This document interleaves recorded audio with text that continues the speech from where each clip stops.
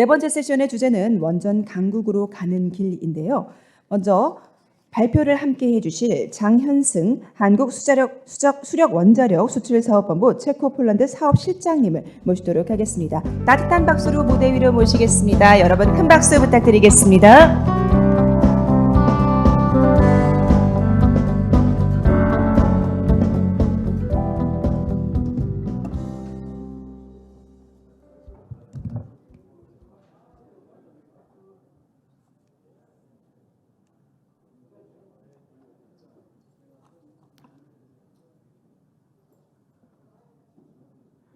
네, 바로 이어서 진행하도록 하겠습니다. 안녕하십니까. 한수원에서 체코 폴란드 원전 사업을 총괄하고 있는 체코 폴란드 사업실장 장현승입니다. 2018년부터 매년 진행되고 있는 에너지 포럼에 참여하고 발표를 하게 돼서 대단히 영광으로 생각하고요. 행사를 준비하신 에너지경제신문, 에너지경제연구원, 또 에너지 미래 포럼 관계자분들께 감사 인사를 드립니다. 저는 오늘 한수원의 해외 원전 사업 추진 현황과 국내 원전 생태계를 보다 활성화할 수 있는 방안에 대해서 말씀을 드리고자 합니다. 먼저 원전 수출과 관련된 우리 정부 산업통상자원부의 정책 방향에 대해 말씀드리겠습니다. 정부는 수출 플러스 달성, 투자주도 성장을 통한 좋은 일자리 확충, 저소비 고효율 에너지 구조로 전환, 글로벌 통상 중추 국가 실현 이라는 것을 이제 2023년 4대 목표로 삼았고요. 이를 실현하기 위해서 전방위 수출 확대 등의 세부 계획을 수립했습니다. 그 중에서 이제 원전을 포함한 방산 해외 플랜트 수출, 또 원전 방산 해외 플랜트 수출을 3대 유망 분야로 지정을 했고요. 또 맞춤형 수출 전략 전개, 또 정부 전 부처의 수출 역군화를 수출 확대를 위한 방안으로 삼고 총력을 다한다는 방침입니다. 한수원의 원전 수출 추진 현황을 소개해드리기에 앞서서 이제 한국 원전 기술 산업계가 가지고 있는 경쟁력에 대해 말씀을 드리겠습니다. 한국은 지난 50년 동안 기존에는 40년이었는데 벌써 이제 50년이 넘어가는 것 같습니다. 50년간 단 하루도 쉬지 않고 원전 건설을 이어왔습니다. 세계 어느 국가에도 뒤지지 않는 다수의 이제 실전 경험을 갖고 있고요. 그 과정들을 하나하나 체계화하고 최적화했습니다. 이러한 역량은 이제 공정이라든지 공사비 등 수치로 나타나는 부분에서도 드러나지만 눈에 보이지 않는 소프트 파워들, 인적 역량들이 이러한 성공의 비결이라고 할 수 있습니다. 또한 우리 수출 대표 노형인 APR 1400MW급 한국형 원전은 유럽과 미국, 유럽의 유럽사업자협회 그리고 미국의 원자력 규제위원회에서 설계 인증을 받았고 안전성을 세계적으로 인정을 받았습니다. 또 최근에는 체코 같은 국가에서 수출을 추진하고 있는 APR 1000이라는 1000MW급 노형에 대해서도 유럽 사업자협회에서 설계 인증을 취득을 했는데요. 특히 이제 APR 1000의 유럽 설계 인증은 역사상 최단 기간에 본심사를 통과하는 저력을 보여줬고 부합률도 다른 노형에 비해서 상당히 우월한 그런 성과를 가져왔습니다. 그리고 전 세계 원전 사업계에서 많은 관심과 또 칭찬을 받는 UAE 원전 사업이 있는데요. 세계 원전 사업에서 이제 최초로 사막 지역에 건설한 프로젝트고 최근 건설이 진행 중인 프로젝트 중에 수용 가능한 범위의 공정공사비 변동만을 가져온 유일한 성공적인 프로젝트라고 할 수 있습니다.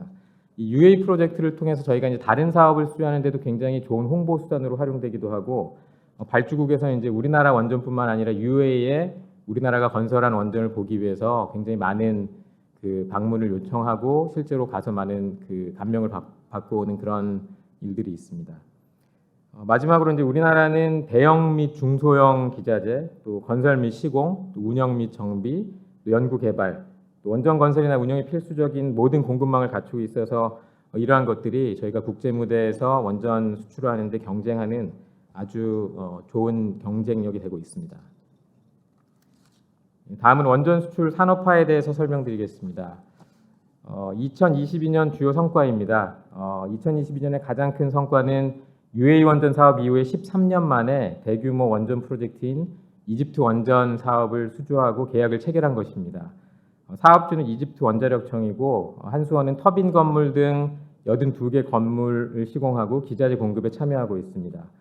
정부의 강력한 원전 수출 정책과 연계된 이제 가시적인 최초의 성과이고요.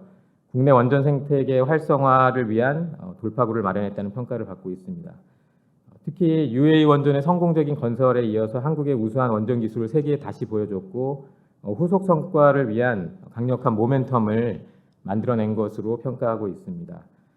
한수원은 체계적인 사업관리 체계를 구축하고 또 기자재 조기 발주를 할 수 있도록 만반의 준비를 다 하고 있고요. 실제로 우리나라 원전 생태계에 직접적인 혜택이 즉시 갈 수 있도록 차질 없이 사업을 진행하고 있습니다. 다음은 이제 2022년 주요 성과로 이제 폴란드 신규 원전 사업 관련 사항입니다. 기업 간에 또 정부 간에 이제 한국형 원전 APR 1400의 건설 협력 의향서 그리고 양해 각서를 체결했는데요. 한수원과 폴란드 전력공사 및 또 폴란드 민간 발전사 그리고 우리나라 산업통상자원부와 폴란드 국유재산부 간에 협력 의향서 그리고 양해 각서를 체결을 했습니다.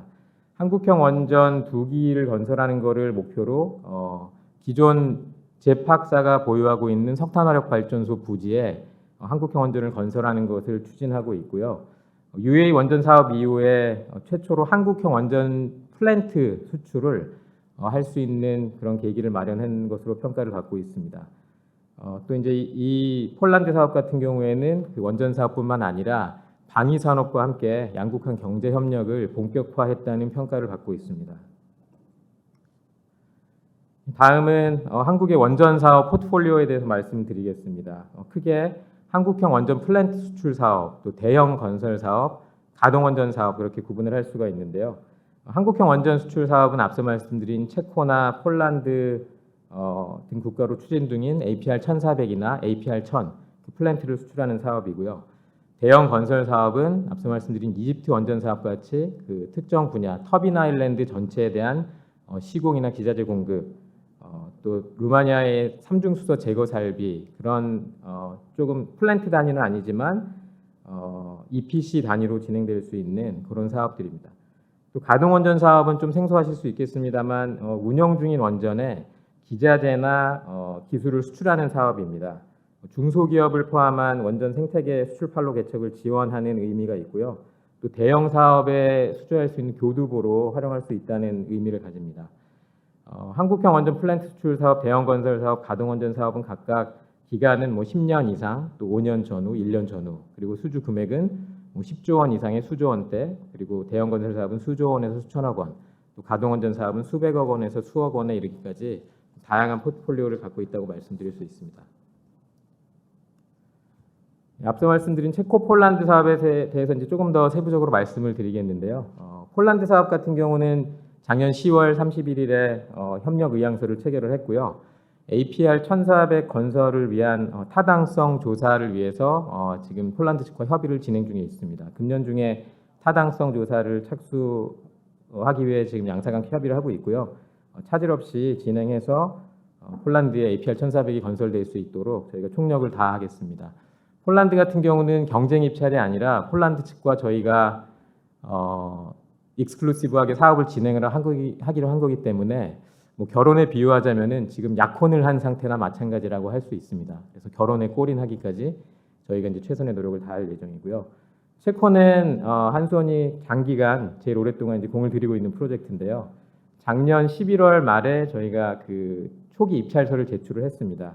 그리고 이제 경쟁사 대비 입찰서 품질에 대해서는 굉장히 좋은 평가를 받고 있고요. 뭐 기술 경제적인 그런 입찰서의 측면뿐만 아니라 저희가 지역 사회 또 그 민심을 얻기 위한 그런 다양한 활동들, 또 그 주요 의사결정권자들과 계속 네트워킹하는 활동들, 계속 저변에서부터 이제 신뢰를 쌓아가고 있고요. 수주 활동을 이렇게 폭넓게 활발히 전개하고 있습니다. 현재 저희가 제출한 입찰서에 대해서 발주사와 협상이 진행 중에 있고요. 협상 결과를 반영해서 올해 9월 말까지 최종 입찰서 제출 절차를 남겨두고 있습니다. 뭐 정부와 협력해서 반드시 체코 사업도 수주할 수 있도록 하겠습니다. 그 외에도 이제 네덜란드, 카자흐스탄에도 이런 신규 국가에도 이제 저희가 그 원전 플랜트 수출하기 위한 노력들을 계속 진행하고 있고요. 스마트나 ISMR 같은 소형 원전 사업도 시장을 선점하기 위해서 다양한 노력을 전개하고 있습니다. 또 대형 사업으로 이제 국내 건설 운영 경험을 갖고 있는 노영들에 대해서 사업을 진행하고 있는데요. 루마니아 같은 경우는 국내 월성원전과 같은 중수로형입니다. 그래서 루마니아 사업에는 이제 저희가 월성원전 중수로 경험을 살려서 대형 설비 개선 사업 참여를 추진하고 있고요. 소형 가동원전 사업부터 저희가 이제 조금씩 그 시장을 열기 시작해서 대형 설비 개선 참여까지 지금 추진을 하고 있는데, 그런 어떤 새로운 시장을 개척하는데 하나의 모델이 되는 사업이라고 볼 수가 있습니다. 다음으로 원전 생태계 활성화 방안에 대해 말씀드리겠습니다. 원전 생태계를 활성화하기 위해서는 무엇보다 중요한 게 우리 기업들에게 이제 실질적인 일감, 계약을 주는 거라고 생각을 하는데요. 신규 원전 사업을 저희가 플랜트 단위로 수행을 하게 되면은 지금 여기 이제 표에 나와 있는 것처럼 한수원뿐만 아니라 설계, 해결료 공급, 운영 정비, 보수, 주기기 공급, 시공, 또 보조기기 공급까지 우리나라 회사들이 같이 동반 진출하는 그런 효과가 있습니다. 그리고 그 뒤에 보이는 협력 기업들의 참여까지 낙수 효과를 고려하면은 여기에 남아 있지 않은 상당수의 기업이 일감을 확보하고 계약을 확보할 수가 있습니다.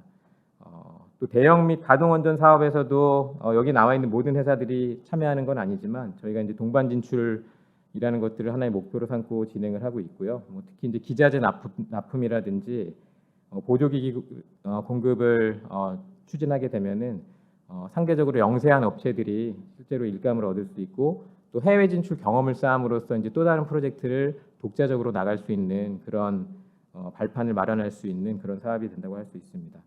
저희 한수원에서는 그래서 대형 원전 사업도 대기업뿐만이 아니라 중소기업을 포함한 원전 생태계를 지원하기 위한 많은 노력들을 하고 있습니다. 중소기업 품질 인증이라든지 연구개발 지원, 또 해외 전시회나 시장 개척단에 저희가 이제 팀을 구성해서 같이 진출을 하기도 하고, 혁신 파트너십과 같은 프로그램들을 통해서 그 원전 생태계를 활성화하기 위한 지원 사업을 지속적으로 계속 펼치고 있습니다. 오른쪽에 이제 정부 정책은 저희 한수원에서 또 추진하는 것과 이제 궤를 같이 하고 있습니다. 이제 동반 진출을 확대하되 중소기업의 독자적인 수출 역량도 강화하는 그런 정책을 펼치고 있고요. 이러한 것들이 정부 차원에서 원전 수출 전략 추진위원회 등을 통해서 관련 기관과 기업들의 역량을 모으는 그런 일들을 펼치고 있습니다. 이상으로 발표를 마치도록 하겠습니다. 감사합니다.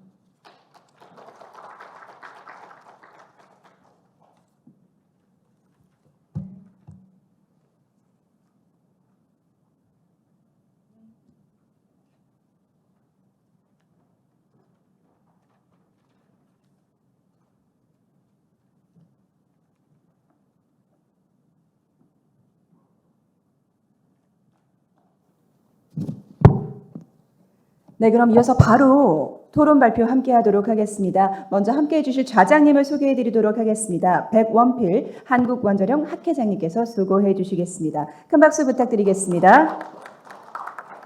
네, 그럼 패널 토론 함께 해주실 분들 소개해 드리도록 하겠습니다. 먼저 문주현 단국대학교 에너지공학과 교수님 함께 해주시겠습니다. 다음은 박우영 에너지경제연구원 원전정책연구 팀장님 함께 해주시겠습니다. 이어서 송종순 조선대학교 원조력공학과 교수님 함께해 주시겠습니다. 네, 마지막으로 오늘 발표에 함께해 주신 장현승 사업실장님 함께해 주시겠습니다. 네, 그럼 네 번째 세션 토론 진행하면서 질문이 있으신 분들께서는 마찬가지로 유튜브에 댓글로 남겨주시길 부탁드리겠습니다. 그럼 저는 마이크를 좌장님께 넘기겠습니다. 예, 감사합니다. 먼저 아침 10시부터 시작했는데 이렇게 마지막까지 자리를 지켜주신 분들께 감사드립니다. 장현승 실장님께서 시간도 짧게 그러면서도 핵심적인 내용을 이야기 아주 쉽게 좀 발표를 해주셨는데요. 그 원전 수출이라는 것이 모든 걸 또 다 이렇게 털어놓고 하기가 어려운 부분들도 좀 있지만 그 선을 잘 지키시면서 말씀을 하신 것 같습니다. 먼저 그 패널들 분께서 약 그 5분 내지 7분 정도씩 말씀을 해주시면 좋겠습니다. 문주현 교수님 먼저 시작하시죠. 안녕하세요. 단국대학교 에너지공학과의 문주현입니다. 우선 오늘 이렇게 귀한 자리에서 말씀드리게 돼서 영광입니다. 제가 오늘 이제 그 주제와 관련해서 드리고 싶은 말씀은 우리 국내 원전 산업 생태계는 물론 우리 원자력계 활성화를 위한 어떤 필요 조건 중에 하나에 대해서 좀 중점적으로 말씀을 드리고자 합니다. 최근에 이제 그 신한울 3, 4호기 주기기 계획이 이제 체결이 됐다라는 언론 보도가 나오고 있습니다. 우리가 원전 산업계가 긴 일감 가뭄에서 벗어난 아주 좋은 소식이라 생각을 합니다. 이 신한울 3, 4호기 그 주기기 계약이 우리가 이제 상징적으로 보여주는 게 뭐냐면 원전 산업계를 활성화하는데 가장 핵심적인 것은 일감이다라는 것입니다. 어떤 그 적정 규모의 일감이 꾸준하게 주어진다면 사실 원전 산업계를 뭐 이렇게 크게 걱정할 필요가 없죠. 근데 이제 우리 원전 산업 구조를 이렇게 살펴보게 되면 다른 산업과 참 많이 구분이 됩니다. 그게 뭐냐면은 이 정부 정책에 의해서 일감이 이제 그 결정이 된다라고 하는 거죠. 잘 아시다시피 국내 이 원전 산업이라고 한다는 것이 공기업 위주로 이제 짜여져 있지 않습니까? 그러다 보니까 뭐 원전 건설, 계속 운전, 그다음에 뭐 원전 폐로 이런 것들이 이제 원전 산업계에 어떤 일감을 주는 그 굵직굵직한 그러한 정책적 결정인데 이러한 것들이 정부의 정책에 의해서 결정이 된다라고 하는 거죠. 그렇기 때문에 우리 국내 원전 산업에서는 그 일감의 어떤 그 크기라든가 시기 이러한 것들이 정부의 정책에 크게 좌우된다라고 볼 수가 있습니다. 근데 이제 우리가 과거 역사를 보게 되면 정부가 우리 원전 기술 자립을 정책으로 삼고 그다음에 그것을 위해서 기술 개발을 꾸준히 투자하고 기술 개발을 투자하고 그다음에 또 우리가 매년 한 2, 3년 주기로 해서 신규 원전을 계속해서 지어왔습니다. 그러한 것이 우리 지금 현재 우리 원전 기술 수준을 세계적 수준으로 끌어올리는 데 아주 크게 기여를 했다라고 볼 수가 있죠. 이 과정 중에서 원전 산업체도 마찬가지로 정부 정책을 믿고 인력을 확보를 해서 기술 개발에 투자를 하고 그다음에 설비를 갖춰서 원전 기자재를 갖다가 적게 공급을 해왔습니다. 그러면서 지금 같은 세계 수준의 원전 공급망을 이제 구축을 했다라고 볼 수 있죠.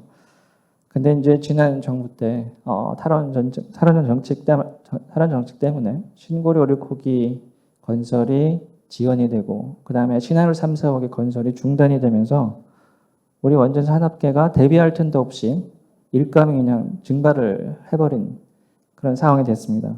그러다 보니까 우리 원전 산업계가 피해가 막심해졌고 원전 산업 생태계가 고사 직전까지 가는 그러한 위기를 겪게 됐습니다.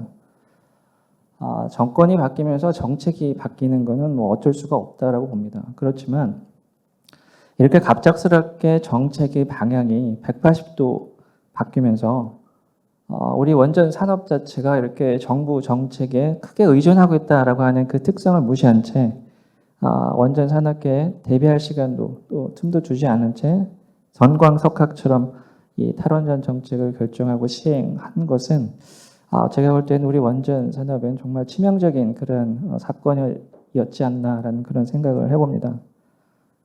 그런 측면에서 이번 정권 들어서 탈원전 정책을 폐기를 하고 그다음에 원전 산업을 복구하겠다라고 하는 것은 굉장히 저희 원자력을 하는 사람으로서 굉장히 다행스럽게 생각을 합니다. 그리고 또 최근에 어떤 엄중한 에너지 환경을 고려를 할 때 무척 다행이라고 생각을 합니다.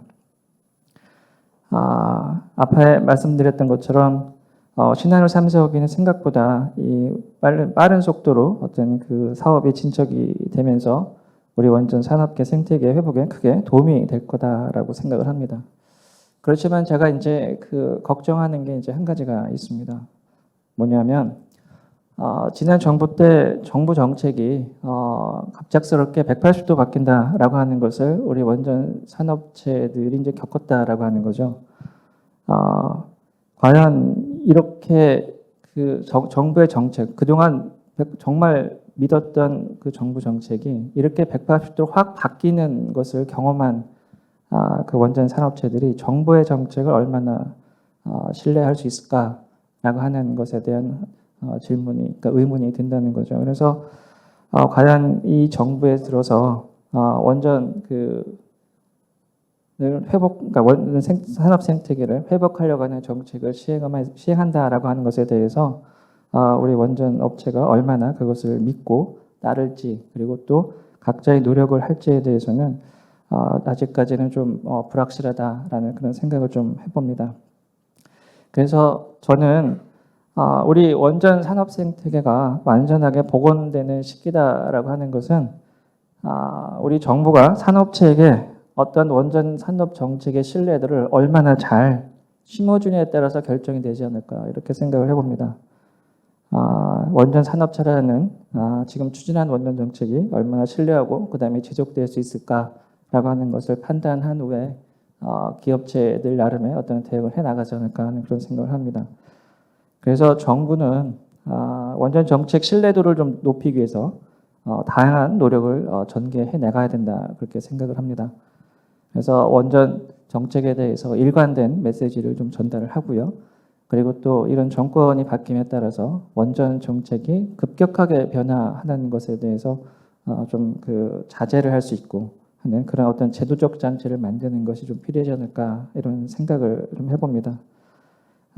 그리고 또 산업계라고 한다는 것은 대학이 길러낸 인력과 연구계에서 개발한 어떤 기술의 최종 종착지입니다. 그래서 원전 산업계가 잘 되면 대학과 연구계도 더불어 활기를 띠면서 원자력 분야 전체가 활성화될 수 있을 거라, 이런 생각을 해봅니다. 그래서 이런 측면에서 그러니까 원전 정책 신뢰도 제고, 그리고 또 어떤 지속성의 보장이라고 하는 것이 원전 산업 생태계 복원의 어떤 복원은 물론 우리 원자력계 전체를 활성화시켜주는 그런 선행 조건이다, 또는 필요 조건이다라는 생각을 하면서 제 발언을 마치겠습니다. 경청해 주셔서 감사합니다. 예, 감사합니다. 다음에는 에너지경제연구원 원전정책연구팀장님, 박우영 팀장님 말씀을 해주시죠. 네, 안녕하세요. 에너지경제연구원 원전정책연구팀 박우영입니다. 앞서 그 발표와 그다음에 문 교수님 토론 내용 잘 들었고요. 저도 현재 원전과 관련된 정부 정책이, 그러니까 정권이 바뀌면서 계속 좀 불안해지는 어떤 이런 환경이 산업계에도 큰 영향을 미치고 산업계에서 지속적인 투자를 하지 못하는 그런 요인으로 작용하는 것이 상당히 안타까웠습니다. 하지만 최근에 국내 이런 우려도 있지만은 그래도 세계적인 원전 산업, 그다음에 에너지 시장 환경이 크게 또 변화하는 모습을 보면서 원전 산업의 또 가능성이 새롭게 만들어지지 않는가, 이런 기대도 하게 되는 상황이라고 볼 수 있겠습니다. 그래서 다들 잘 아시겠지만은 최근 이제 EU에서 텍사노미를 채택을 하면서 텍사노미에 이제 원전을 이제 포함을 시키는 그런 성과가 있었습니다. 물론 이제 여러 도전적인 조건들이 같이 포함이 되긴 했지만요. 이러한 탄소 중립 달성을 위해서 이제 세계적인 차원에서 원전의 어떤 활용 가능성에 대한 그런 인식이 과거에는 굉장히 부족했지만 지금 다시금 이제 만들어지고 있는 이런 것이 사실 우리나라 입장에서도 상당히 원전 생태계를, 그리고 원전 수출을 활성화시킬 수 있는 환경이라고 생각합니다. 이러한 호기를 잘 이용을 해야 하는데 저희가 기존 이제 전 정부에서는 이제 탈원전 정책을 계속 추진하면서 이런 호기를 놓치는 게 아닌가 우려가 되어 왔었지요. 다행히도 이제 현 정부에서는 그 원전을 좀 적극적으로 산업화하고 그다음에 생태계를 활성화하기 위한 노력들을 하고 있는 것은 다시 말씀드리지만 뭐 다행이라고 생각하고 있습니다.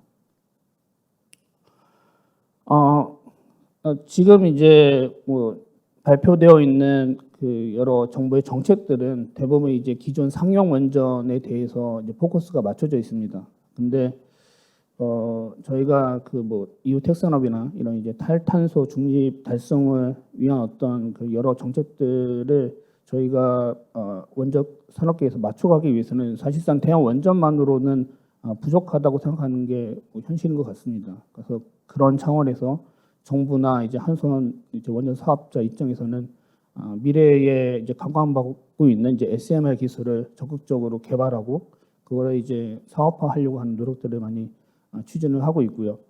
그러한 것이 이제 당장에 이제 가시적 성과가 나타나기는 어려울 수 있으나 2030년 이후에는 SMR이라든가 이제 선진 원자로 기술 없이는 사실상 우리나라의 그 미래의 지속적인 그 원전 산업 성장을 담보할 수 없는 상황이 되지 않을까라는 생각이 듭니다. 따라서 지금 뭐 대형 원전 중심의 그 원전 수출 사업과 그다음에 수출 지원 정책들은 반드시 필요하지만 그와 더불어 더 큰 조금 더 먼 미래의 시점에서 그 원전 산업을 더 크게 지원하는 그런 정책도 필요하지 않은가.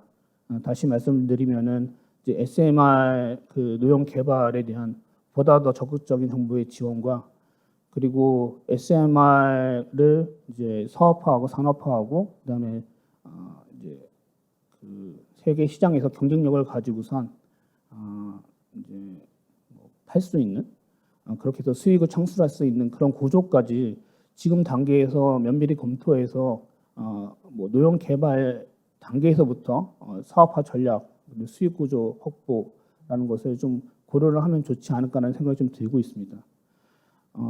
이와 더불어 그 사실 그 SMR이라는 거는 기존 대형 원전 대비 경제성 확보 전략이 크게 다릅니다.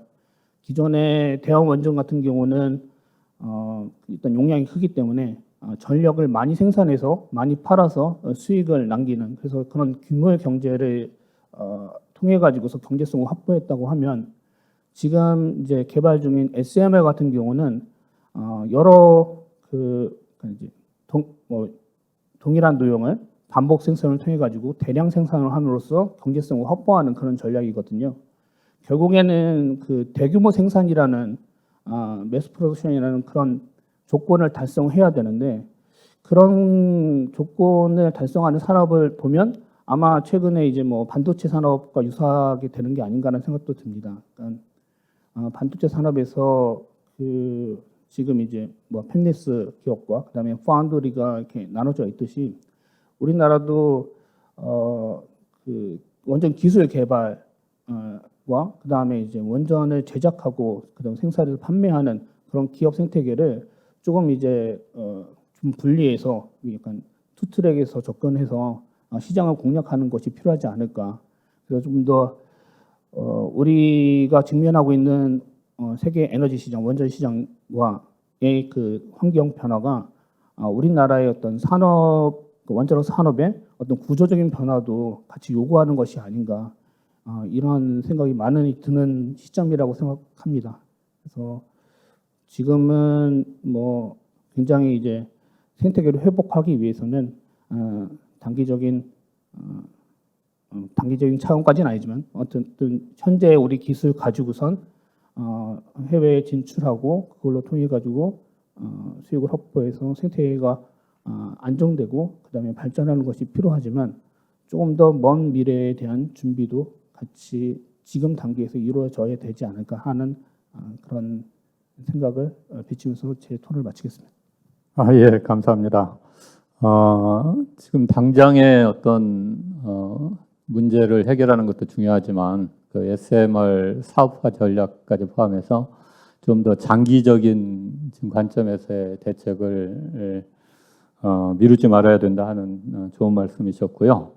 참고로 지금 에너지경제연구원에서 2주마다 발행하고 있는 세계 원전 시장 인사이트라는 대개 뭐 한 70페이지, 80페이지 정도씩 한 회에 나오는 것 같은데 그 자료가 세계 원자력 관련된 그 시장 정보를 상당히 잘 전달을 하고 있습니다. 그래서 혹시 잘 알고 계신 분들이 많으시겠지만 지금 타 분야에서 원자력에 관심을 가지고 세상이 어떻게 돌아가는가를 파악을 하시려면 그 에너지경제연구원의 웹사이트에 가셔서 연구 보고서인가 아마 있을 텐데요. 세계 원전 시장 인사이트를 한번 검색해 보시면 아주 좋은 자료들이 또 신속하게 올라와 있는 것을 확인하실 수 있을 겁니다. 다음에는 송종순 조선대학교 교수님께서 말씀해 주시겠습니다. 예, 감사합니다. 예, 조선대학교 원자력공학과 송종순입니다. 사실 저는 뭐 원전 수출에 직접 관련 있는 분야를 하기보다는 저는 이제 주로 이제 핵연료 주기 쪽이나 사용 핵연료, 방사능 폐기물 뭐 이런 쪽으로 이제 주로 많이 연구를 하고 있고요. 제가 보는 관점에서 이제 보게 되면은 지금 현재 우리나라가 원자력 강국인가? 그럼 우리나라가 과연 그 원자력에서의 경쟁력을 어떻게 우리가 가지고 있는가? 이런 측면을 한번 좀 봐야 될 것 같은데요. 우리나라에서의 지금 원자력이 경쟁력을 가진다는 근거는 사실상 보게 되면은 최근의 일이 아니라 최소한 5년, 6년 전의 이야기다. 이거를 저는 우리가 먼저 현실 인식을 하는 게 중요하다고 생각을 합니다. 실제로 이제 원자력이라는 것이 경쟁력을 가지는 가장 큰 부분이 첫 번째가 이제 우리 문재인 교수님도 말씀하셨지만 서플라이 체인을 확보하는 거. 두 번째가 이제 우리 발표를 해주셨던 장현승 팀장님 얘기했던 것처럼 이제 원자력 발전을 건설을 계속 해왔다는 것. 이 두 가지가 저는 굉장히 핵심이라고 생각을 합니다. 실제로 보게 되면은 미국 같은 경우는 1979년에 TMI 사고 이후에 신규 원전 건설이 거의 이루어지지 않았습니다. 이제 신규 원전 건설은 최근에 좀 이루어지고 있는 뭐 이런 셈이고, 그래서 이제 미국이 정작 전 세계에서 가장 많은 원자력 발전소를 가지고 있음에도 불구하고 사실 원전을 건설하는 이런 능력 같은 데 있어서는 거의 그 능력이 없다라고 이렇게 볼 수가 있을 것 같고, 실제로 보게 되면은 미국 같은 경우는 지금 현재 가동원전에서 나오는 사용화 핵연료 문제 자체에 대해서도 아직까지 확실한 정책적 결론을 못 낸 상태에서 지금 진행이 되고 있습니다. 그래서 뭐 최근에 이제 여러 가지 SMR이라든지 그다음에 미국의 여러 회사들이 이제 뉴스에 거론이 되는데, 미국 같은 경우는 이제 독특하다기보다 이제 민간 주도의 그런 원자력 시장이기 때문에 여러 가지 다양한 아이디어들이 어떻게 보면은 컨센서스가 없는 상태에서도 이렇게 나올 수 있는 그런 상황이지 않는가. 그렇지만 이제 우리나라 같은 경우는 사실은 아까 문재인 교수님도 얘기했지만은 굉장히 정부 주도의 그리고 이제 공기업에 의해서 이 원자력이라고 하는 분야가 계속 추진이 되어 왔기 때문에 사실 그런 부분에서의 동력을 잃어버리게 돼서 저는 아까도 얘기했던 것처럼 우리가 원자력이 경쟁력을 가지고 있는 거는 5년, 6년 전의 이야기고, 실제로 지난 5년 동안에 정부 사이드에서의 그러한 동력을 잃어버린 상태에서는 굉장히 그게 치명적인 영향을 줬다, 이렇게 볼 수 있습니다. 저희 세션 바로 전에 자원 세션이 있었는데, 자원 외교나 그쪽 비즈니스도 보게 되면 원자력 못지않게 사실은 어떻게 보면 적폐로 몰렸다든지 해가지고 정부 정책에 의해서 굉장히 큰 영향을 받은 그런 분야라고 할 수 있습니다. 두 군데가 다 보게 되면은 관련자들이 정말 재판도 받고 구속도 되고, 심지어 원자력 관련해서는 산업부의 담당 국장, 과장, 서기관들이 구속되는 그런 일도 있었고요. 그래서 실제로 이것이 우리나라를 위해서 진짜 바람직한 일인가를 봤을 때는 굉장히 치명적인 영향을 미쳤다. 그래서 서플라이 체인 측면에서 가장 큰 영향을 미쳤고, 두 번째는 원전을 계속 건설하는 그런 장점이 우리나라에서의 가장 큰 장점이, 그리고 계속 건설을 할 수가 있다는 거는 이제 두 가지에 의해서 그것이 가능한데, 하나는 일단 경제성이 있어야 되겠죠. 두 번째는 제일 중요한 거는 원자력은 굉장히 장기간에 걸쳐서 다른 발전소와 달리 6년 정도의 시간이 걸려가지고 건설을 해야 되기 때문에 결국은 그 금융 조달 비용이 가장 큰 문제가 됩니다.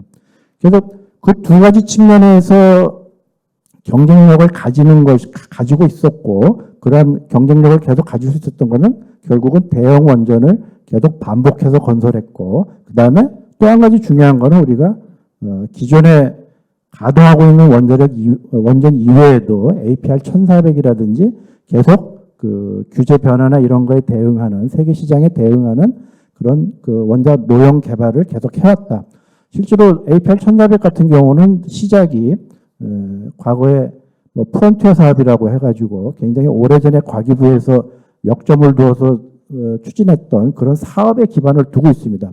과연 근데 지금 시점에서 봤을 때, 우리가 R&D 측면에서 봤을 때 그만한 정도의 일들이 지금 현재 진행이 되고 있느냐, 그렇게 봤을 때는 향후 우리가 그 10년, 20년 지났을 때 과연 뭐를 우리가 대표 주자로 내놓을 수 있을 것이냐, 이런 측면에서 사실 걱정이 많이 됩니다.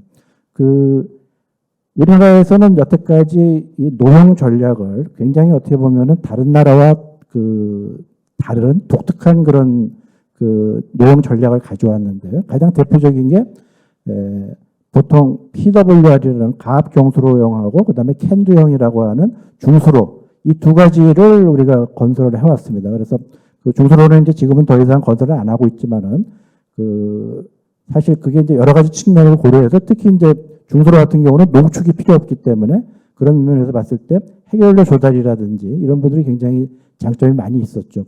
그런 노형 전략이 있었고, 또 한 가지는 우리가 젠포라고 해가지고 전 세계 이제 원자력을 가장 적극적으로 하는 소위 선진국이라고 하는 한 10개 정도의 나라들이 미국 주도로 해가지고 제4세대 원자로를 개발하는 그런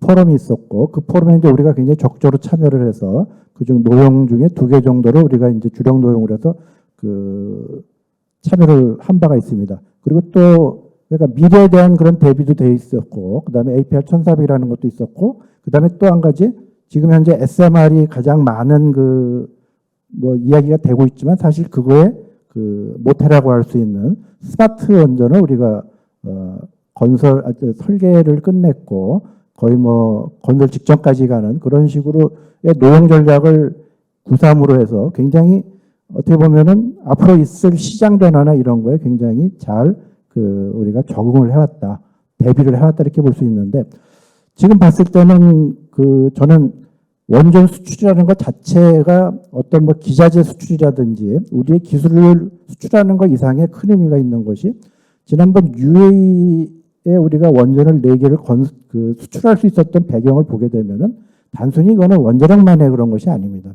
실제로 UAE에 가게 되면은 UAE에는 교통신호 체계가 사실 제대로 안 되어 있었는데 UAE의 교통신호 체계가 한국 거하고 똑같습니다. 왜냐하면 한국 거를 가져갔기 때문에. 그래서 단순히 어떤 원자력 발전소를 건설하는 것 이상의 굉장히 종합적인 그런 시스템이 필요로 하게 되는데, 저는 지금 현재의 원자력 상황이 우리가 경쟁력이라는 것이 5년, 6년 전에서의 경쟁력에 근거를 하고 있고, 또한 그걸 서포트할 수 있는 여러 가지 시스템들이 현재 어떻게 보면은 제대로 안 돼 있는 상황이다. 특히 지금 보게 되면은 사실 저 원자력 하는 사람들끼리는 또 그런 얘기도 합니다. 이게 대통령만 바뀌었지 나머지는 하나도 안 바뀐 것 같다. 특히 지금 현재 에너지 정책이라든지 이런 거를 봤을 때 보게 되면은 신규 원전 건설이라든지 이런 부분들이 추가로도 추가된 부분도 없고, 실제로 또한 이제 보게 되면은 원자력계에서 가장 큰 지금 핵심 사항이 좀 이따가도 이제 얘기가 나오겠지만 또 사용 해결료 문제, 이런 것들도 이제 우리가 해결을 해야 되는 이제 그런 문제라고 생각합니다. 하여튼 제 이야기는 우리가 경쟁력을 앞으로 이미 확보하고 있는 것이 아니라 앞으로 경쟁력을 만들어 가야 된다. 이런 이야기를 좀 해보고 싶었습니다. 감사합니다. 예, 감사합니다. 좀 뭐 깊게 생각할 문제들, 좀 아픈 문제들 포함해서 말씀을 잘 해주신 것 같습니다. 다른 분들보다 말씀을 한 5분쯤 더 길게 하셨기 때문에 이제 토론할 때 조금 제가 기회를 한 번만 드리겠습니다. 지금 이제 세 분 토론자 말씀을 들으셨는데, 뭐 예를 들어서 송종순 교수님께서 진짜 경쟁력이 있느냐, 그게 10년 전 얘기 아니냐, 이제 그 말씀까지 포함해서 우리 장현승 실장님께서 좀 짧게 이제 좀 정리를 해주시면 좋겠습니다. 네, 마침 제가 좀 드리고 싶었던 말씀에 대한 거를 저한테 요청을 해주셔서 감사드리고요. 송 교수님께서 이제 우리는 원전 강국인가라는 말씀하셨을 때 굉장히 마음이 좀 뭐 짠했습니다. 그러니까 강국이라고 하기에는 뭔가 부족한 것 같고, 그렇다고 강국이 아니라고 하기에는 저희한테 지어져 있는 짐과 또 국제 원자력계에서 저희가 갖고 있는 위상이나 책임이 또 있다는 생각이 들었습니다. 저희가 갖고 있는 역량들은 분명히 많이 있는 것 같습니다. 지난 50년 동안 원전 건설을 끊임없이 해왔고, 또 서플라이 체인도 저희가 굉장히 탄탄히 갖춰져 있고요. 또 국제사회에서 저희가 과거와는 달리 최근 20년 사이에 굉장히 많은 분야에 많은 전문가들이 진출해 있고, 국제 원자력계에서도 국제 협력이라든지 그런 부분에서 한수원뿐만 아니라 다양한 원자력 기관들이 역할들을 많이 해주시는 것 같습니다. 그런 노력들을 좀 계속 진행을 해야겠다는 생각이 들고요. 또 무엇보다도 우리나라가 강한 원자력 회사를 갖고 있느냐의 문제가 아니라 우리나라가 원자력 강국이냐의 문제는 뭐 한수원 차원의 문제가 아니라 우리나라 정부, 또 우리나라 대표적인 연구기관, 또 뭐 발전 사업을 하는 한수원, 또 규제기관, 또 그런 모든 학계까지 포함해서 모든 원전을 관여한 뭐 관산학연이 다 역량을 갖추고 그런 것들이 드러나야 된다고 생각을 합니다. 그래서 그런 부분에 있어서 정책적인 부분은 정책적으로 좀 지원을 해주셨으면 좋겠고, 각 기관들과 뭐 회사들이 맡은 바 역할을 또 투명하게 또 전문성 있게 잘 해나가야겠다는 그런 뭐 스스로 다짐을 하는 걸로 답을 대신하고 싶습니다. 예, 감사합니다. 예, 뭐 저는 시간이 길게 생각했는데 이제 35분밖에 안 남았네요. 제가 오기 전에 사전 질문에 대한 얘기를 좀 들었습니다. 그래서 지금도 질문이 좀 오고 있을 수도 있습니다만, 사전 질문에 대한 답을 먼저 이렇게 토론을 해보고, 그 다음에 가능하면 시간을 좀 남겨서 여기 플로어에 계신 분 한두 분 좀 질문을 받도록 그렇게 하겠습니다. 사전 질문지 띄워주시죠. 예, 이제 하나는 지금처럼 원자력이 계속 정부와 공공기관 중심으로 갈 거냐, 이제 어떻게 하면 민간이 역할을 제대로 할 수 있을 것인가 하는 관점에서 여기서 이제 뭐 특수 목적 법인을 예를 들으셨는데요. 이런 질문이 있었습니다. 그래서 먼저 문주연 교수님께서 좀 말씀을 해주시면 좋겠네요. 네. 제가 이 질문을 전달을 받고 한수원 정관을 좀 살펴봤습니다. 한수원 정관을 보니까 2조 6호에 이게 있더라고요. 전력 자원의 개발, 그다음에 또 뭐 발전 및 이와 관련된 사업 등과 관련되는 사업에 대한 투자 또는 출연, 이런 것들이 가능하다라고 되어 있고요. 그다음에 정관 37조의 3 이사회의 기능, 이걸 좀 이제 거기에 보니까 거기에 이제 뭐라고 써 있냐면 공공기관의 운영에 관한 법률 17조 1항 각호의 사항을 심의 의결할 수 있다, 이렇게 되어 있습니다. 근데 이제 이 공공기관의 운영에 관한 법률 17조 제1항 8호에 이게 보게 되면 다른 기업체 등에 대한 출자, 출연, 이런 것들이 쓰여 있어서 이걸 보게 되면 이사회 의결 사항이더라고요. 그래서 이런 지금 현재 한수원의 정관, 그리고 또 공공기관의 운영에 관한 법률 이 조항에 이제 따르면 원칙적으로는 한수원은 어쨌든 다른 민간 회사나 특수 목적 법인을 설립할 수 있을 것으로 보인다라고 하는 게 제 개인적인 의견입니다. 근데 사실 이 공기업이라고 한다는 것이 공기업 그 단독으로만 의사결정하기는 쉽지 않을 것 같고요. 이런 중요한 의사결정을 할 때는 어쨌든 정부의 정책을 따르지 않을 수 없다라는 생각입니다. 그렇기 때문에 원칙적으로는 한수원에서 할 수 있지만 실질적으로는 어쨌든 정부의 정책과 또는 입장 정리가 있고 난 후에 그러고 난 다음에 가능하지 않을까 이런 생각을 해봅니다. 네. 예, 감사합니다. 혹시 장 실장님 덧붙일 말씀 있으신가요? 예, 좀 짧게. 네, 뭐 혁신형 SMR 지금 이제 말씀 나누시는 게 결국은 혁신형 SMR인데 혁신형 SMR 같은 경우는 이제 초기부터 뭐 관산 학연 같이 협력을 하고 있고요. 성공적인 추진을 위해서는 이제 뭐 법 제도 개선도 필요하고 국제 협력도 필요한데 민간 참여 유도하는 것이 굉장히 중요한 성공 요인이라고 생각합니다. 그리고 이제 그런 민간 참여를 위해서는 당연히 이제 기술적으로 어트랙티브한 기술을 제시를 해야 되고 그러면 당연히 민간 참여가 되고 민간 참여가 되면 결국은 이제 뭐 펀딩이 된다는 이야기지 않습니까? 그래서 그런 것들이 가능할 거고요. 이 SPV는 저희가 한수원이 뭐 원자력 쪽에 SPV를 뭐 지금 하고 있는 건 없지만 신재생이라든지 수력 사업에 이제 SPC를 만들어서 뭐 국내외에서 사업을 한 사례들이 많이 있습니다. 그래서 문 교수님께서 말씀하신 대로 정부 정책이 뒷받침되고 저희 내부 경영 의사 결정이 된다면은 SPC를 통해서 혁신형 SMR 사업도 충분히 더 빠른 시간 안에 마케팅과 또 시장화를 이뤄낼 수 있을 거라고 생각을 합니다. 예, 감사합니다. 사실 저는 개인적으로 SMR 같은 경우는 SPC를 넘어서는 완전 민간 주도의 사업화가 허용이 돼야 된다 그렇게 생각을 합니다. 예를 들어서 현대제철이 필요한 전기 또는 수소를 생산하기 위해서 당진 현대제철 공장에다가 이제 우리가 개발하는 ISMR을 지어서 사업화하겠다 하면 그 다음에 사업권도 같이 주는 식으로 꼭 또 하나의 기업이어야 할 필요도 없고요. 당연히 지금 개발하고 있는 한수원이나 한국원자력연구원이나 이 공적인 영역에 있는 플레이어들도 이제 같이 지원자로서 참여는 할 수 있겠지만 뭐 SPC도 하나의 방법일 거고 완전한 어떤 민간 주도의 사업화도 충분히 SMR에서는 가능할 거다. 참고로 우리나라 지금 민간 대기업들이 해외 SMR에 투자한 지금 투자액이 거의 1조 원입니다.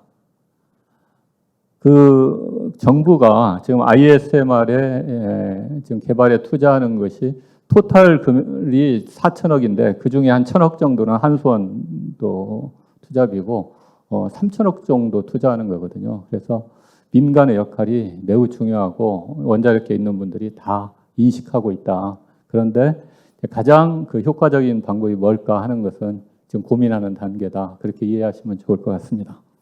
다음 질문 띄워주시죠.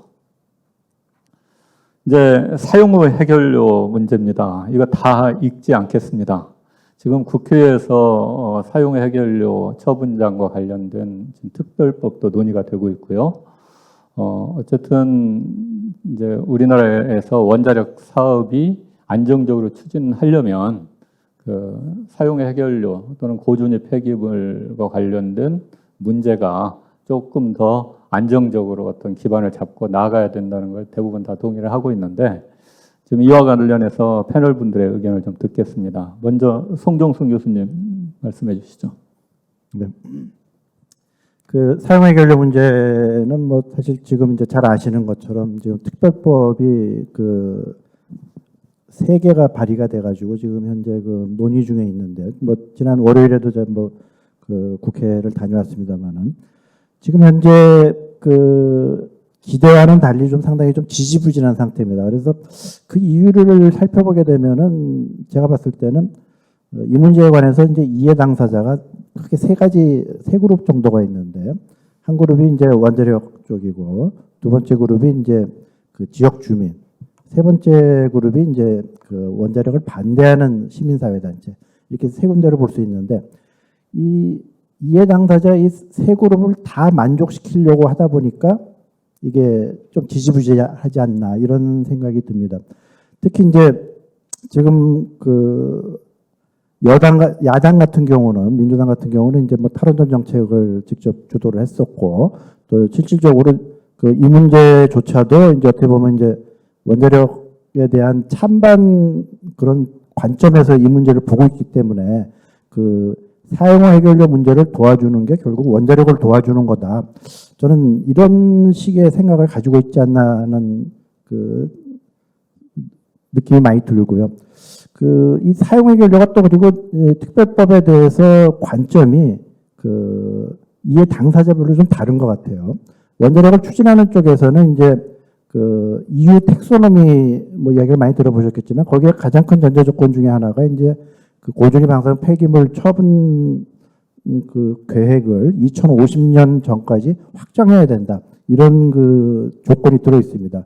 그래서 원자력 쪽에서는 이제 기왕이면은 좀 이거를 그 우리가 만족시키는 차원에서 좀 이 문제를 좀 보고 있고, 근데 실제로 지역 주민 같은 경우는 지금 현재 그 임시 저장문 소내 원자력 발전소 내 그 임시 저장 문제를 좀 제일 그 어떻게 보면 중요한 문제를 이렇게 보고 있는 것 같은 그런 생각이 듭니다. 그래서 그 뭐 조만간 이제 합의는 될 걸로 생각을 하고 있습니다만은 그 저는 그 점에서 좀 우려스러운 부분 중에 하나가 이것이 그 어떤 원자력을 보는 관점에서의 그런 찬반 측면에서만 보게 되면은 정작 중요한 사용 해결료의 안전한 관리 이런 부분 기술적인 부분에 대해서는 굉장히 소홀해질 수 있다.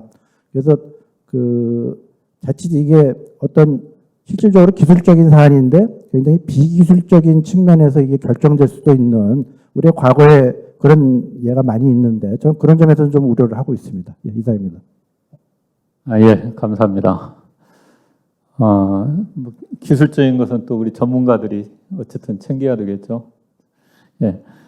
그 월요일 날 국회에서 일어난 이제 토론회입니까? 세미나입니까? 거기서 아마 문 교수님께서 발제를 하신 것 같은데, 다른 분야 하셨나요? 근데 그동안 많이 지금 관여를 하고 계신데, 좀 말씀해 주시죠. 근데 앞에서 말씀하셨던 송 교수님과 뭐 크게 다르지는 않은데요. 지금 어쨌든 좀 구체적으로 이렇게 여야 간의 이견이라고 보게 되면 크게 두 가지라고 볼 수 있습니다. 하나는 이제 우리 사용해결료 문제 중에서 이제 그 부진의 저장 시설을 어느 정도나 확충할 수 있을 것인가라고 하는 것에 대한 그 여야 간의 이견이 있습니다. 그러니까 그 여당 같은 경우에는 이제 원자력 발전소의 계속 운전을 추진하는 입장에서 본다면 그 계속 운전이라고 한다는 것을 원활하게 추진하기 위해서는 계속 운전을 하면서 발생하는 사용 해결료까지도 그 부진의 저장 시설에서 이제 그 수용을 하고 싶어하는 그런 입장이고요. 야당 입장에서는 이제 그 원자력 발전소를 계속 운전을 허용하지 않고 설계 수명만 하면 그때까지 이제 허용만 하고 이제 거기까지만 나오는 사용 해결료만 수용할 수 있는 부지 저장 시설을 갖추다라고 하는 그런 입장 차이가 있습니다. 그 부분이 좀 그 서로 여야 간에 합의가 되지 않아서 굉장히 그 난항을 갖고 있다라고 알고 있고요. 그 다음에 두 번째는 이건 이제 그 여야 간의 차이라기보다는 저희 그 원자력계하고 그 다음에 이제 정부나 아니면은 다른 그 정치권하고 좀 어떤 이견이라고 할 수가 있는데요. 아까 송 교수님 말씀하셨던 우리가 EU 텍소노미에서는 2050년까지 사용해결료 처분장에 대한 구체적인 계획을 수립해라라고 돼 있거든요. 근데 저희 원자력계에서 봤을 때는 지금까지 개발된 기술이라든가 그다음에 또 여러 가지 경험상 외국과의 국제협력 교류상 이런 경험들을 토대로 봤을 때 우리나라도 그 2050년까지 사용해결료 처분장을 좀 빠듯하긴 하지만 확보하는 것이 가능할 것이다라고 이제 판단을 하고 있는데 정부 입장에서는 그 2050년이라고 하는 시한 자체에 대해서 좀 그 부담스러워 하시는 것 같아서 그 시기를 조금 늦추고자 하는 그런 입장이 있습니다. 그러다 보니까 그런 그 사형해결료 연구 처분장에 대해서 확보하는 시점을 2050년을 할 것인가 아니면 또 그 뒤로 할 것인가 그런 것들에 대한 이견이 있었다. 이런 이견들에 대해서는 계속적으로 이제 그 여야 그리고 또 정부 사이드에서 계속 그 협의를 해 나가면서 아까 송 교수님 말씀하셨던 것처럼 저도 시기를 특정짓기는 어렵지만 그래도 조만간에 해결이 되지 않을까 그렇게 기대를 하고 있습니다. 예, 감사합니다. 이제 저희가 여야 합의하에 특별법이 통과되기를 바라는 것은 지금 어떤 형태가 되든 간에 정부가 바뀔 때마다 이게 수용하지 않도록 좀 안정적인 계획이 세워져서 추진되어야 이제 주민들도 안심할 수가 있고 또 원자력 사업도 안정적으로 추진할 수 있기 때문에 계속 그 여야 합의를 강조하고 있고 다행히 지금 진지하게 논의가 되고 있어서 빨리 결론이 나기를 그렇게 기대해 보겠습니다. 세 번째 질문 띄워주시죠. 뭐 매우 깁니다. 내용이 조금 다른 내용도 있지만 결국은 파이낸싱 문제입니다. 파이낸싱 문제인데 원전에서는 당연히 이게 중요하죠. 그리고 또 원전만이 아니고 또 국방이라든가 인프라, 이 송정순 교수님께서 말씀하신 부분인데 그와 또 연계되는 부분까지 포함해서 지금 답변하실 수 있는 부분 중심으로 먼저 박우영 팀장님 말씀해 주십시오. 네. 사실 그 자금 조달, 금융 조달이 이제 수출 사업에서는 가장 중요한 부분이라고 볼 수 있고요. 기술력은 사실 수출의 뭐 필요 조건이고 금융은 충분 조건이 아닌가. 금융이 되지 않으면 사실상 수출이라는 것은 이루어질 수 없다. 이렇게 볼 수 있습니다. 그런 면에서는 상당히 중요한 질문을 던지셨다고 보고요. 다만 제가 최근 이제 뭐 세계 정세나 이런 것을 봤을 때 물론 그 전에 원전 수출을 세계적으로 주도했던 국가들이 사실 러시아와 중국이었습니다. 그들이 가장 크게 내세웠던 무기가 뭐 기술력도 뭐 있긴 하겠지만 그 기술력보다 그 이면에는 그 금융에 대한 국가적인 그 수출국의 차원에서의 어떤 지원이 있지 않았나 생각합니다. 그러한 그 중국과 러시아의 어떤 그 사업 방식이 최근에는 좀 우크라이나 전쟁 이후에 좀 국제적인 제재라든가 이런 차원에서 좀 제약을 받지 않나 이런 생각이 좀 들고 있습니다. 그런 면에서는 우리나라가 금융 조달의 차원에서 봤을 때 그 경쟁력이 뭐 중국이나 러시아에 비해 좀 떨어진다 하더라도 그래도 세계 시장에서 금융 조달 능력이 떨어진다는 이유만으로 수주를 못하는 환경은 좀 그 가능성은 떨어지지 않았을까 이런 기대가 좀 있고요. 그럼에도 불구하고 앞서 말씀드린 것처럼 금융이라는 것은 굉장히 그 수출을 수주할 수 있는 그 굉장히 중요한 요인이기 때문에 거기에 대한 경쟁력을 확보하는 것은 당연하고요. 그래도 최근 정권의 지금 현재 정권에서 이제 뭐 정권 초기에 제가 기억하기로 그 민간 금융을 활용한 그런 이제 금융 조달과 관련된 협약을 체결하고 그러한 노력들을 좀 시행하고 있는 것 같습니다. 그래서 사실은 기존까지는 뭐 원전 수출이라고 하면 수출 금융을 할 수 있는 거는 수출 신용기관이 이제 수출입은행 정도에서 대부분 지원이 됐다고 보여지는데 사실 이제 수출입은행이 하는 그 수출 신용을 제공하는 것이 원자력 산업만 있는 것은 아니지 않습니까? 근데 원자력 산업이 워낙 그 금액 차원에서 대규모이다 보니 원전 수출이 다른 수출 신용을 뭐 구축할 수 있는 그런 상황들이 우려되기 때문에 수출입은행도 사실 적극적으로 원전만을 위한 그 수출금융 지원이 쉽지 않았을 거라고 생각합니다. 근데 민간의 어떤 금융을 활용한다거나 또 더 나아가 이제 국제 그 금융기구 뭐 유럽 같은 경우는 뭐 EBRD와 같은 그런 금융기구와의 어떤 협력 등을 통해 가지고 저희가 좀 금융 자금 조달 능력을 좀 더 보강할 수 있지 않을까라는 기대가 좀 있고요. 뒤에 보면 뭐 패키지 딜 뭐 이런 내용들이 많이 있는데 그거는 이제 제가 전문 분야가 아니어서 말씀을 드리긴 좀 어렵고 예, 이상으로 말씀드리겠습니다. 예, 감사합니다.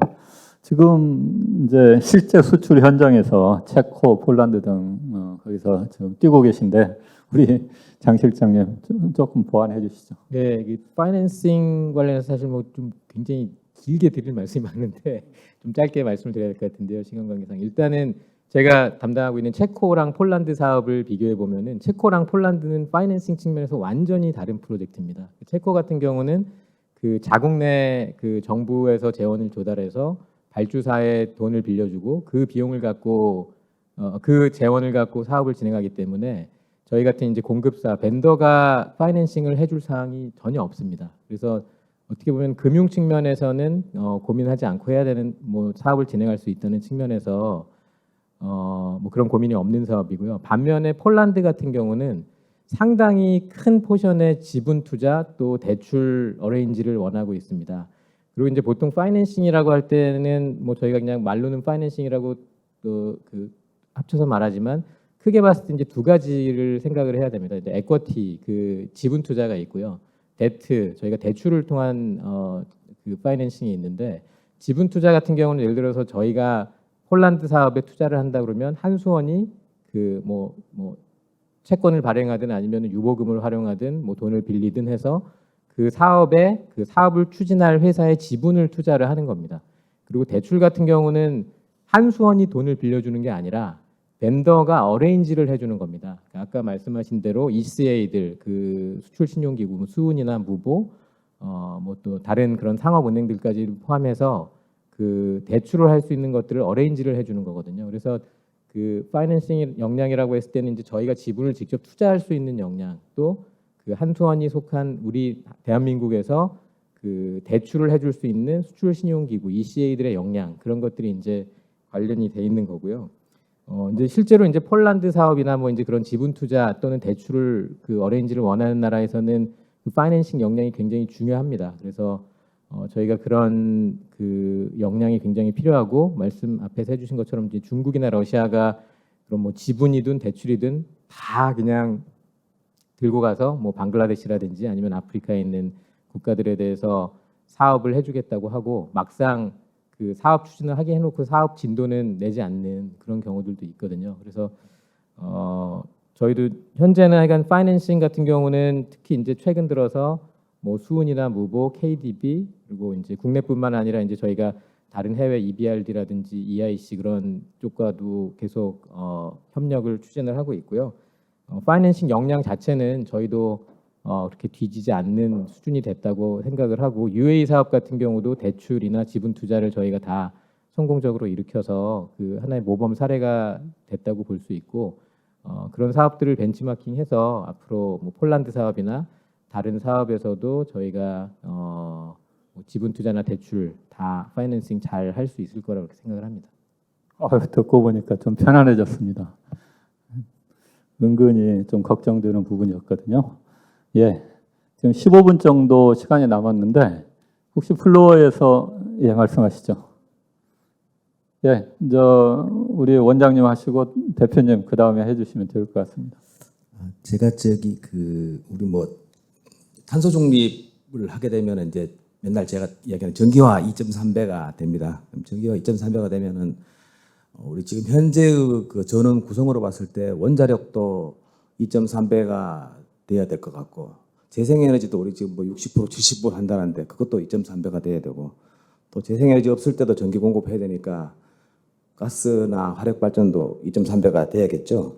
그러면 이제 다른 것들은 괜찮은데 원자력이 하나 짓는데 막 10년씩 걸리니까 이거 하려고 그러면 지금부터 빨리 시작해야 되는 거 아닌가 생각을 하는데 그 SMR을 기다리는 것 같습니다. 근데 저는 SMR도 참 좋은 것 같아요. 이렇게 사실 전력 개통을 유지하는 입장에서 경직돼서 운영을 하는 거는 좀 아무래도 좀 부담스러우니까 좀 유연하게 운전하는 SMR이 참 좋을 것 같긴 한데 이제 뭐 연구하고 있어서 저도 전력연구원장 하니까 연구가 얼마나 오래 걸리는지 잘 압니다. 도대체 그 제품이 언제 물건으로 나와가지고 우리가 돈 주고 살 수 있는 물건인지 그것도 궁금하고 그럼 하염없이 기다려야 되는 건지 아니면 2050년 탄소 중립해야 되니까 지금부터라도 뭐 대형 원전이라도 지어야 되는 건지 그것도 여쭤보고 싶고 두 번째로 SMR에 있어서 저번에 무슨 뉴스가 나오기를 당진에 어디 화력발전소를 철거하고 거기다가 SMR 한다 그러니까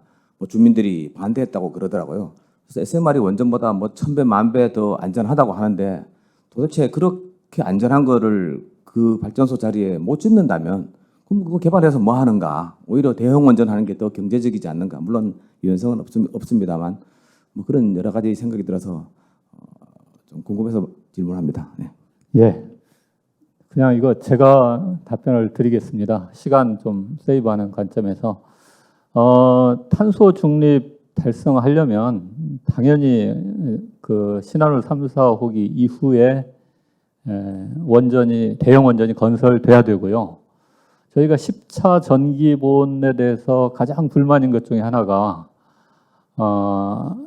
이미 다 결정된 신한울 3, 4호기까지만 언급이 되고 그 후속 호기에 대한 어떤 언급도 없다는 점입니다. 물론 11차로 밀어놨기 때문에 11차 전기보온에서는 당연히 그 내용이 충분히 고민이 돼야 되고 말씀하셨듯이 원자력 발전 대형 원전 건설 기간이 길기 때문에 지금 당장 그 원전 부지를 신규 부지를 찾는 작업에 착수해야 된다 그렇게 생각을 합니다.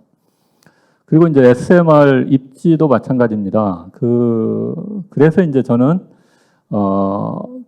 공공 전기를 생산하기 위해서 이렇게 입지를 할 때 아무리 SMR을 안전하게 지어도 거기에 대한 그 주민 반발 같은 게 충분히 있을 수가 있기 때문에 우선 저는 전기가 필요한 산업체, 공단이라든가 그 어떤 그 대형 산업체, 데이터 센터 이런 데서 먼저 SMR을 상용화시키는 것이 더 현실적이다 그렇게 판단합니다.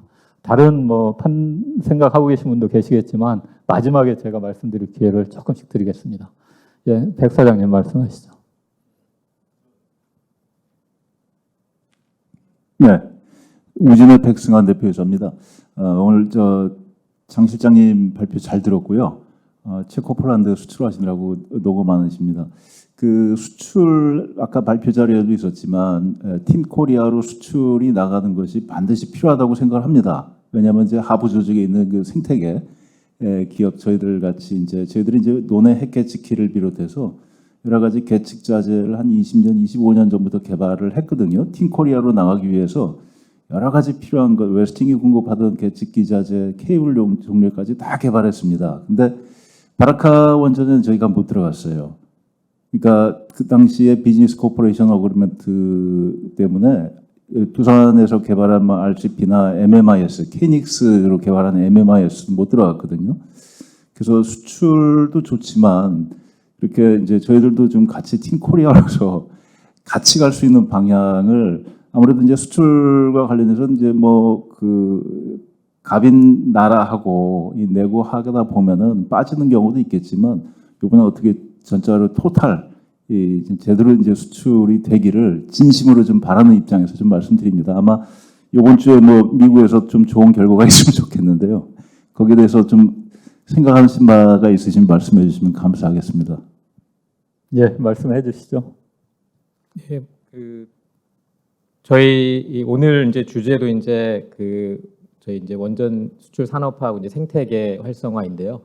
당연히 저희가 이제 수출을 할 때도 국내 기업들에게 최대한 많은 기회가 돌아갈 수 있는 것들을 우선적으로 생각을 하고 있습니다. 이제 다만 저희가 수출 성사를 위해서는 또 그 발주국에서는 또 당연히 반대로 자국 기업을 최대한 써달라는 그런 요청들이 있습니다. 그래서 이제 저희가 강점을 갖고 있는 분야에 대해서는 당연히 이제 저희가 최대한 활용을 하고 또 현지 기업들이 우리나라 기업들의 또 하도급이나 뭐 하청업자로라도 또 참여를 할 수 있도록 해서 그런 절충점을 찾는 노력이 필요할 것 같고요.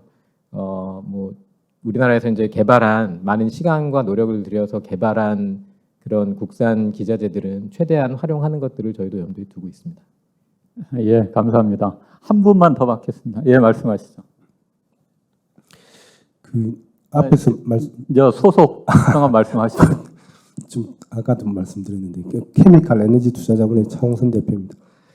그 앞에서부터 말씀을 쭉 들어보면은 예를 들면은 뭐 전기차라든지 뭐 수소라든지 그다음 태양광, 풍력, 바이오 에너지, 바이오매스 이런 데에서는 크게 성장할 거라는 거에 대해서 이견은 없는 것 같습니다. 그게 시차의 따름인데, 근데 제가 이렇게 저도 배워보면은 원자력에 대해서는 왈가왈부가 많거든요.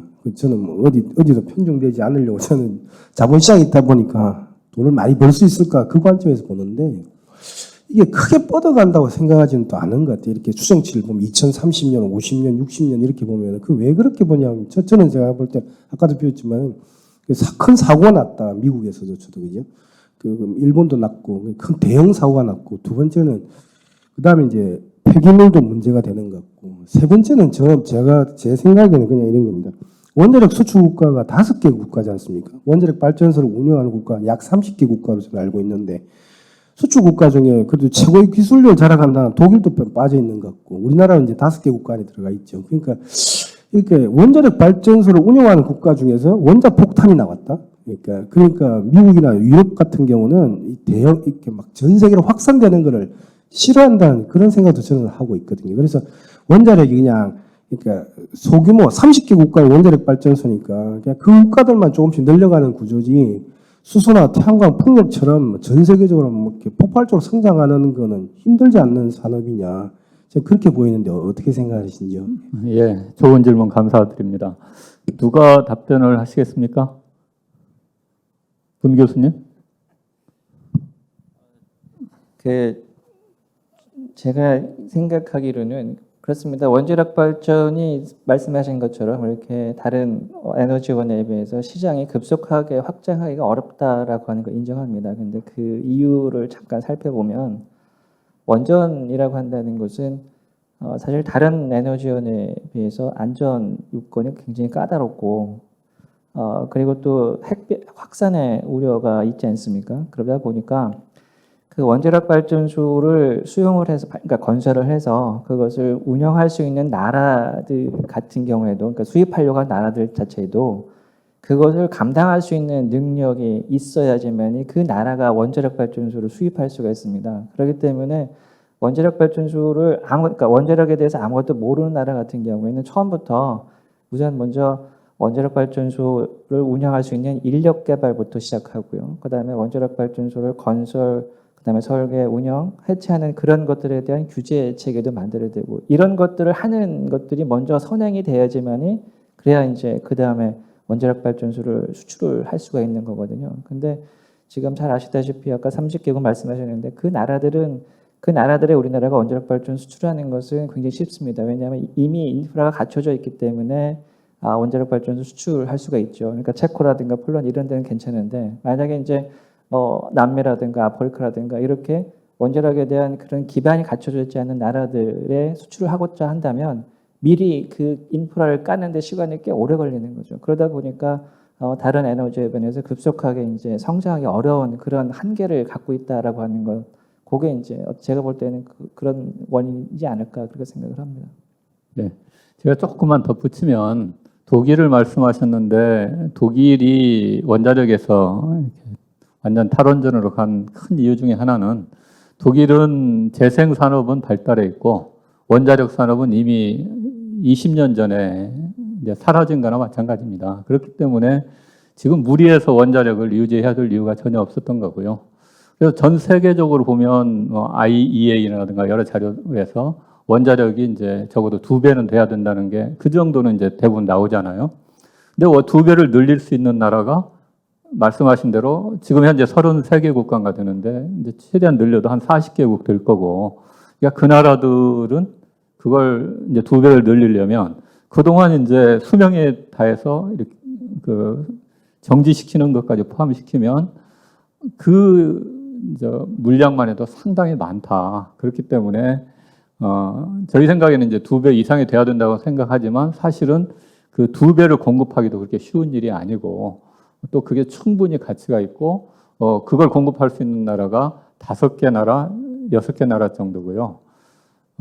지금 현재로서는 러시아, 중국을 빼면 한국이 가장 경쟁력이 있기 때문에 놓칠 수 없는 기회다 그렇게 생각을 합니다. 예, 3분쯤 남았는데 지금 전부 말씀하실 필요는 없을 것 같고 꼭 말씀하시려고 했는데 빠뜨린 것이 있다든가 하시면 말씀을 해주시죠. 송 교수님. 감사합니다. 저는 이제 이게 원자력 시장이 지금 이제 변화하고 있다.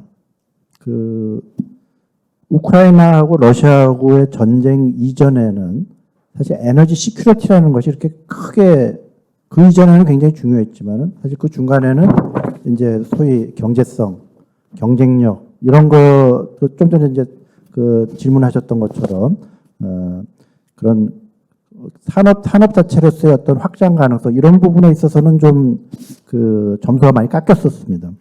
그런데 지금 우크라이나하고 러시아 전쟁으로 보니까 우리가 마치 저거랑 똑같죠. 전 세계가 자유무역을 통해 가지고 굉장히 전 세계가 성장할 수 있다라고 봤는데 이번에 이 전쟁을 통해서 보게 되면은 다시 또 뭐 서방하고 공산주의 국가하고도 이렇게 서로 또 대결하는 그런 양상도 보이고 이런 측면에서 봤을 때 그러면은 과연 우리가 에너지 시큐리티라는 것을 어느 정도까지 우리가 확보를 하는 게 중요한가? 저는 이런 관점에서 이 문제를 봐야 되고요. 또 한 가지는 한 가지 좋은 예를 들면은 포항제철이 지금 이제 굉장히 탄소 중립 그런 거를 따라가기 위해서 굉장히 고생하고 있는데 실제로 2011년 일본의 동일본 대지진 바로 직전까지 포항제철이 우리나라에서 개발한 스마트를 실제로 건설을 하려고 거의 막바지까지 도달한 상태에서 동일본 대지진이 일어나는 바람에 무산된 경우가 있었습니다. 사실 그때 그게 됐으면 아마 SMR을 세계 최초로 건설한 그런 예가 될 수 있을 것 같은데 그래서 우리가 시장도 봐야 되지만은 결국은 우리나라 입장에서 봤을 때는 에너지 시큐리티라는 것도 하나의 큰 축이기 때문에 그 축만큼은 원자력이 담당하는 게 가장 현실적이지 않나 저는 그렇게 생각을 합니다. 예, 감사합니다. 다 말씀하실 수는 없을 것 같은데 꼭 말씀하실 분 있으신가요?